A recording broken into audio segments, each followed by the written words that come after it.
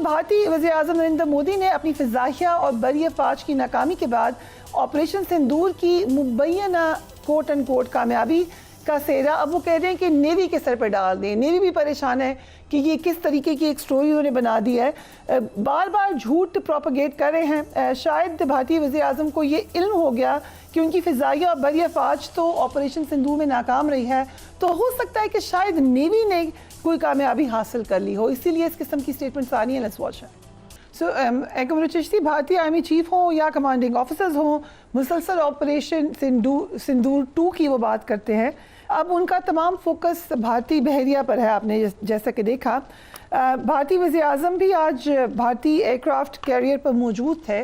सो navy के साथ क्या करना चाह रहा है भारत? देखिए, बहुत शुक्रिया। जब आप उनकी वीडियो सुनवा रहे थे तो मैं समझा कि पता नहीं कौन से ज़माने की है जिसका आज से कोई ताल्लुक ही नहीं है। 2025 में इसे तो बिल्कुल ही नहीं है कि उनकी नेवी मैदान में आई नहीं। एक चीज़ मैं आपको इस कॉन्फ्लिक्ट से जो मई में हुआ उससे पहले बता सकता हूँ। मैं एक अपनी डॉक्यूमेंट्री जो अपने चैनल पे मैं के सिलसिले में विजिट्स पर गया था एयर हेडक्वार्टर के भी, इस कॉन्फ्लिक्ट से पहले कोई मार्च अप्रैल में, उस वक्त दूर दूर नहीं हमें पता था कि ये कभी हो जाएगी। तो मैंने जब पूछा टारगेटिंग स्ट्रैटेजी, तो आप यकीन करें उन्होंने कहा कि हवा में एक टारगेट है, एक ज़मीन पर हमारा टारगेट है और एक समंदर में हमारा टारगेट है। टॉप प्रायोरिटी मैं बात कर रहा हूँ, प्रायोरिटी टारगेट की। हवा में है राफेल, ज़मीन पर है S-400 और समंदर में है विक्रांत। ये मैं आज आपको इसलिए बता रहा हूँ कि जब उन्होंने कहा कि विक्रांत ने वो हमारा मान बढ़ा दिया और पता नहीं क्या कुछ कर दिया, तो ये मैं बता सकता हूँ कि हमारा एक पूरा डेडिकेटेड, जिसको कहते हैं ना, शूटिंग स्क्वाड तैयार था विक्रांत के लिए। पाकिस्तान नेवी ने ज़रूर अपने ज़ाहिर है चैलेंजेस के लिए उसका इंतज़ाम किया था, उसको न्यूट्रलाइज करने का, लेकिन पाक फ़िज़ाइया ने भी पाकिस्तान की बहरिया को अश्योर करवाया था। अल्हम्दुलिल्लाह, अल्लाह की ब्लेसिंग से अगर जब भी विक्रांत हमारे करीब लाया गया कि जहां वो थ्रेट पोज कर सके, पीएफ उसको नॉकआउट करेगी हिट करके, वेल बिफोर हमें वो हिट कर सके। और यही वजह थी कि आपने देखा था कि वो पुल बैक करके सिर्फ लाए थे कुछ मील बाहर, जब ये पता लगा उनको कि पाकिस्तान नेवी भी फुल्ली अलर्ट है और पाक फिजाइया ने भी अपने एसेट समंदर की तरफ इस तरह डिप्लॉय किए हुए थे उन वेपन्स के साथ जिन्होंने इसको नॉकआउट करना था। ये भी मैं आपसे शेयर कर सकता हूँ। राइट, वेरी क्लैरिटी थी। विक्रांत, देखिए आज तक जनरल साहब से पूछे, उन्होंने भी बड़ी वॉर गेम की होगी, मैं भी एनडीयू में पढ़ाता रहा और पढ़ता रहा, तो मुझे जब भी इंडियन एयरफोर्स या नेवी की तरफ से बनाया जाता था हमें तो ये समझ नहीं आती थी कि विक्रांत का करें क्या। अगर नहीं निकालते तो पैसे क्यों खर्चे हैं कौम के पे, और अगर निकालते हैं तो हिट हो जाता है। तो ये डिलेमा हमें पीस टाइम वॉर गेमिंग में भी रहता है, इनको असल में भी रहा है, और हमने जज ठीक नहीं किया था, बिल्कुल ठीक किया था, गलत नहीं किया था। आप देखें कि कब निकला विक्रांत, कौन सी जंग में निकला। 65 की निकला, 65 में था नहीं, चले 71 में निकला, नहीं निकला, किसी और कॉन्फ्लिक्ट में निकला कभी इनका सी कैरियर, किसी तरह का एयरक्राफ्ट कैरियर भी। तो ये हम क्लोज बॉर्डर एनिमीज हैं। ये उन लोगों के लिए होता है या उन मुल्कों के लिए होता है जिन्होंने थाउजेंड्स ऑफ माइल अवे अपनी फोर्स प्रोजेक्शन करनी होती है। अमेरिका करता है, जैसे फ्रांस करना चाहे अगर उसके एयरक्राफ्ट कैरियर ला के, अगर रूस करना चाहे, चाइना चाहे, थाउजेंड्स ऑफ माइल अवे जो अपनी प्रेजेंस शो करते हैं वो एयरक्राफ्ट कैरियर के थ्रू। आप नेबरिंग बॉर्डर पे आप समंदर में लाएंगे कैसे और कितनी दूर जाके खड़ा करेंगे उसको? जब वहां रोकेंगे जाके तो फिर ये कैसे इंश्योर करेंगे कि वो बचेगा? तो ये it's all on the lighter note. मेरा ख्याल है वो मोटिवेशनल स्पीच उन्होंने दी है नेवी को, वो उनका कोई रोल ही कोई नहीं था क्योंकि वो निकले ही नहीं है, तो उन्होंने सोचा होगा इनके भी जरा मोरल बढ़ा दिया जाए, जैसे एयरफोर्स ने खुद तो विक्रांत सही है, कुछ ना कुछ तो चल ही जाएगा कहीं ना कहीं। सो चिश्ती साहब, what do you think, victory है पाकिस्तान की? बड़े लंबे अरसे से पाकिस्तान का ये मौक़िफ़ रहा है कि आपकी सरज़मीन इस्तेमाल होती है हमारे खिलाफ, आप इसको रोकें। इन राइटिंग तो दे दिया उन्होंने, अब अगर नहीं होता ऐसा तो we have the right to strike. बहुत शुक्रिया फ्रिया, आपने इनवाइट किया। देखिए, इसके अंदर हमारी तरफ कुछ प्लस हैं, कुछ इसके खिलाफ भी हैं। जो इस कामयाबी के जो प्लसेस हैं वो पहले मैं बात कर देता हूँ। वो ये है कि पहली दफ़ा पाकिस्तान ने एक प्रोहिबिटिव कॉस्ट इम्पोज किया तालिबान की हुकूमत पर कि हम आपसे कोई कीमत लेंगे, अगर हम जनाजे उठाएंगे तो आपकी तरफ भी ऐसा ही होगा। पहली बात तो ये है, और हमने अपना रिजॉल्व शो किया है और अपनी टॉलरेंस की एक लिमिट बता दी है। अभी तक हम सब जब भी डिप्लोमेटिकली इंगेज करते थे, पिछले 6 महीनों में हमारे फॉरेन मिनिस्टर और जो सीनियर डिप्टी प्राइम मिनिस्टर साहब हैं, वो 5 दफ़ा मिल चुके हैं कहीं ना कहीं मुख्तलिफ जगहों पर अफगानिस्तान की फॉरेन मिनिस्टर से। लेकिन जाहिर है उस वक्त ये तो हमें पता है कि वर्बली कहा गया था और कहा जाता रहा है, लेकिन उसका असर नहीं हुआ। उसका असर ना होने की वजह यही थी कि उनको कीमत नहीं पता थी। एक तो कीमत हमने चुकवाई उनसे इस दफ़ा कि आपको कुछ कीमत आपको भी देनी पड़ेगी, नंबर 1। दूसरा, हमने एक हौसला और हिम्मत दिखाई है जो दूसरा हमारे फेवर में जाता है, और हमने ये किया है कि हमारी स्ट्राइक की कैपेबिलिटी आप देख लें। हमारी जितनी हम आपसे पनिशमेंट देंगे in the form of destruction, not to by choice, ये मैं रिपीट करता चलूं कि हमने बाय चॉइस नहीं किया, एज एन ऑब्लिगेशन किया है, क्योंकि जो शहीद होते हैं और जनाजे हम उठाते हैं उनका हम पर कर्ज होता है, और जनाजों के कर्ज के बाद उनकी फैमिलीज का भी कर्ज होता है। और मैं आपके सामने अर्ज करता चलूं, एज अ फाइटर पायलट अगर मेरी 35 साल का करियर था तो सबसे मुश्किल वक्त वो था कि जब मैं 21 साल का एक जवान फाइटर पायलट जब शहीद हो गया तो उसकी डेड बॉडी उसकी फैमिली के हवाले, उसकी वालदा बहनों के हवाले करने गया था। तो आप इमेजिन कर सकती हैं कि वो कितना मुश्किल लम्हा होता है। और पाकिस्तान आर्मी और लॉ इन्फोर्समेंट एजेंसीज, पुलिस और सिविलियंस के बारे में रोज़ाना ऐसा हमें वाक़यात देखने पड़ते हैं। एक बात। दूसरी बात जो हमारी फेवर में गई है वो ये है कि हमने एक पोजीशन ऑफ स्ट्रेंथ से इसको क्लोज किया था। ये हमारे एडवांटेजेस हैं। आमतौर पे देखिए, जो खास तौर पर जब आप टेररिज्म के खिलाफ कर रहे होते हैं और इस तरह की गुरिल्ला वॉरफेयर के खिलाफ कर रहे होते हैं, और जो ऑपरेशन करता है ऑफेंसिव, वो सीज फायर नहीं करता। और ना करने की वजह यह है कि गुरिल्लाज को रीलोकेट करने की, अपने हाई एसेट्स को रीलोकेट करने की, अपने आप को ट्रुप्स को रीडिप्लॉय करने की और बैकवर्ड जाने की, रीग्रुपिंग करने के मौके मिल जाते हैं। पाकिस्तान को या पाकिस्तान की आर्म फोर्सेस को तो ये मौके नहीं चाहिए थे, उनको चाहिए थे। इसके बावजूद इन्होंने बेहतरी समझते हुए इस अमन के लिए, जो कि मैं हमेशा फेवर करता हूं कि हम 2 फ्रंट नहीं लड़ना चाहिए, हमें ये हमारी चॉइस नहीं है, हमारे दुश्मन की चॉइस जरूर है, तो ये भी एक हमारी फेवर में गया है। जो नेगेटिव जाता है हमारे, अनफॉर्चुनेटली वो ट्रैक रिकॉर्ड है हमारे खिलाफ, इस एग्रीमेंट के खिलाफ। जो जनरल साहब भी कह रहे थे कि इनका ट्रैक रिकॉर्ड ऐसा है क्योंकि इंस्टेबिलिटी उधर कैश लाती है, मेरा मानना ये है। अगर स्टेबिलिटी होगी तो फिर इनको पैसे कौन देगा? अगर स्टेबिलिटी और गवर्नेंस अच्छी हो जाए, एडमिनिस्ट्रेशन अच्छी हो जाए, तो लोग इस तरफ नहीं देखेंगे। ये लोग तवज्जो लेने के लिए मुख्तलिफ ममालिक, बहुत सारे सेगमेंट है, उस पर अलग एक प्रोग्राम हो सकता है शायद, कि चाइना का इन्फ्लुएंस है, रशिया का इन्फ्लुएंस है, इंडिया का इन्फ्लुएंस है, मिडल ईस्ट का इन्फ्लुएंस है, अमेरिका का इन्फ्लुएंस है, और पाकिस्तान का भी इन्फ्लुएंस है। जब इतने की प्लेयर एक ही, जिसको कहते हैं ना, डिश में अपना अपना हिस्सा लेने के लिए हुए हैं, तो इंस्टेबिलिटी से ये लोग पुश एंड पुल करके प्राइस अपनी लगवाते हैं। अगर वो स्टेबिलिटी हो जाए तो उनको प्राइस नहीं मिलती। दूसरे लफ्जों में मैं कहना चाह रहा हूं कि उनकी सर्वाइवल के लिए जरूरी है कि अफगानिस्तान में इंस्टेबिलिटी रहे, और अगर इंस्टेबिलिटी रहेगी तो उनका काम चलता रहेगा। तो जहां पर तक बात है कि ये चलेगा कि नहीं चलेगा, ये जीरो टॉलरेंस वाला तो एलिमेंट मैं नहीं देख रहा कि अफगान हुकूमत जो TTA है, जो तहरीक तालिबान अफगानिस्तान है, वो कह दे कि जी हम तो किसी सूरत बर्दाश्त नहीं करेंगे। क्योंकि लॉन्ग टर्म में देखिए, ये ग्रुप एक दूसरे को पुश एंड पुल करते रहते हैं।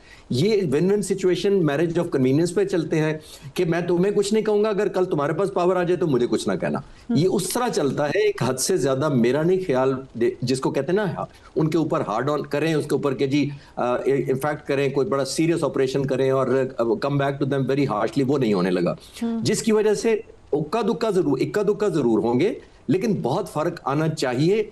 और एक लास्ट पॉइंट मैं इस पे ये कहना चाहूंगा कि हिंदुस्तान को जो पहले एडवांटेज थी सपोर्ट करने की, खास तौर पर जब तक उनके कंट्रोल में चाबहार पोर्ट थी, ईरान के रास्ते वो सीधे अफगानिस्तान जाते थे, तालिबान को करजई के जमाने में और अशरफ गनी के जमाने में बड़ी मदद करते थे। अब वो चाबहार अमेरिका ने एक किस्म की उनसे वापस ले लिया या उनको छुट्टी करा दी वहां से।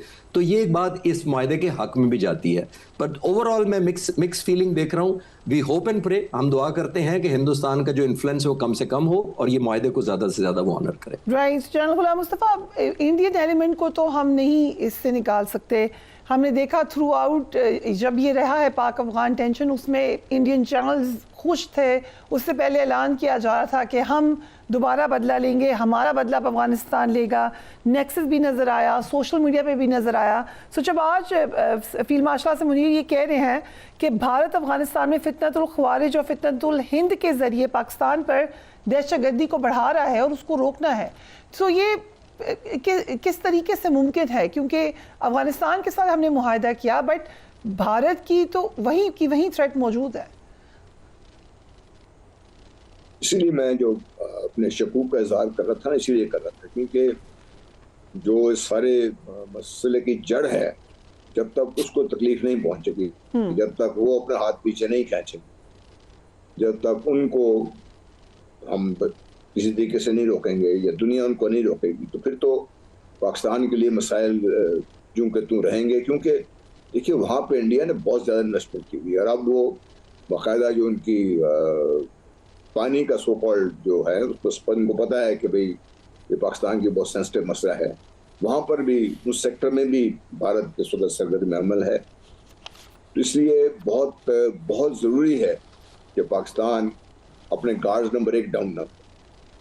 नंबर 2, पाकिस्तान इस जो कुछ भी हो रहा है ईस्टर्न फ्रंट से अपनी नजरें ना हटाए, क्योंकि इस सारे हंगामे में अगर कुछ खुदा न खास्ता हो सकता है तो चूंकि मुझे तालिबान पे इतना यकीन नहीं है इस रजीम के ऊपर, ये किसी वक्त भी दोबारा सर खड़ा कर सकते हैं और हमारे लिए वेस्टर्न बॉर्डर को हिट कर सकते हैं। हमारे आई एग्री विद खालिद कि भाई we don't want and we actually we have been preparing for two front war. आज की बात नहीं है, मैं तो 60 से हम लोग इसको तैयारी करते रहे हैं, लेकिन ये वो ऐसा नहीं है कि जो हमें पसंद हो या हमें बॉयज चॉइस हम चाहते हैं, लेकिन ये है कि we have to be ready and frankly the cost that Taliban have paid so far, apparently तो उनको ये तकलीफ हुई है इस बात से, लेकिन उनको तकलीफ ज्यादा इस बात से हुई है कि उनको जो अफगानिस्तान के जो अवाम है उनको ये पता चल गया कि तालिबान अब उस इफेक्टिवनेस इनकी इतनी नहीं है कि ये अगर पाकिस्तान या कोई और मुल्क इनको चरदौलत इनको रोक सकेंगे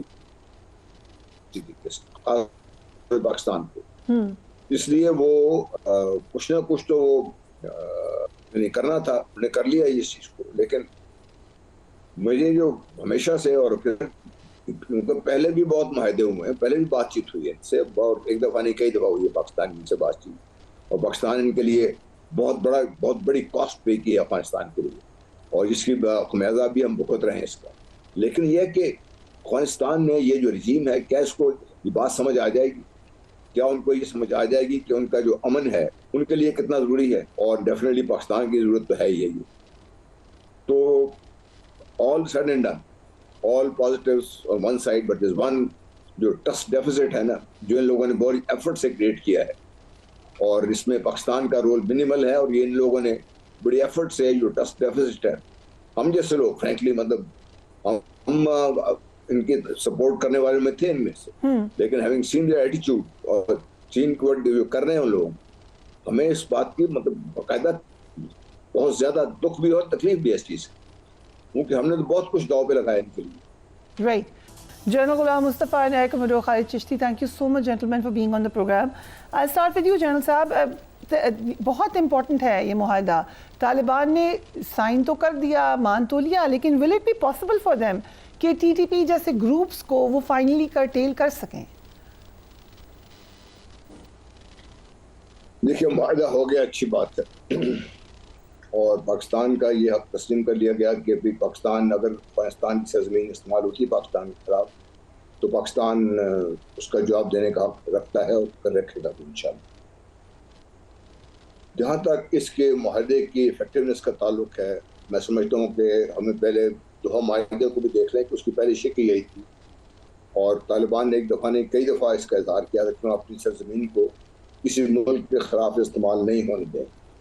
उसके बावजूद तो जिस तरह अभी चीफ भी कह रहे थे, हम सब लोग बड़े अरसे से बात कर रहे हैं कि ये बात समझ जानी चाहिए कि तालिबान रजीम जिस वक्त है, ये इनके लिए एक किस्म का मौका है कि वो पाकिस्तान को उस स्टेज पे लाना चाहते हैं कि पाकिस्तान उनकी हर वो बात तस्लीम कर ले जो शायद पाकिस्तान कभी भी तस्लीम ना करेगा। इसको अल्लाह करे ये मुआहदा कामयाब हो, क्योंकि इसमें सबसे ज़्यादा फ़ायदा अफगानिस्तान को है इससे, क्योंकि अफगानिस्तान ही की ज़रूरत है कि उसको रीबिल्ड किया जाए, वहाँ पे तालीम, सेहत और रोज़गार के मौके फराहम किए जाएँ। उसके साथ पाकिस्तान के अमन के लिए बहुत ज़रूरी है ये। अगर तालिबान का ये ख्याल है कि अपनी सरजमीन को पाकिस्तान के खिलाफ इस्तेमाल करके खुद चैन से रह सकेंगे, तो ये भी नहीं होगा। ये तो दोनों का जो पीस है वो और अमन है वो एक दूसरे से जुड़ा हुआ है। पाकिस्तान अपनी कोशिश हत्ता मकदूर कोशिश कर चुका, अब ये मुआहदा जो आया है इसमें हमें कोशिश और हमें दुआ करनी चाहिए कामयाब हो, क्योंकि इससे पाकिस्तान का फ़ायदा भी बहुत ज़्यादा है।